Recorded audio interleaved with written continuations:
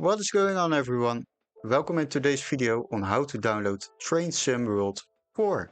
So if you would like to download Train Simulator games, definitely watch this video till the end. We will go to Google for the first step and type in Train Sim World 4. After that, click on enter and the first link will appear, the Steam gaming platform. We will click on that and you will enter the game page. Now what you can do is watch some videos about this game, check out some screenshots, read some information, maybe watch a live broadcast on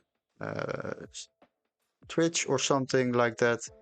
And after you have decided to play this game, you can simply download the game by buying it and adding it to your cart.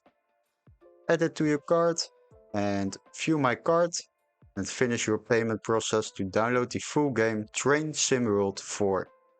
Hopefully this video was very helpful. Don't forget to like and subscribe, and we would love to see you in our next video. Cheers guys, bye bye.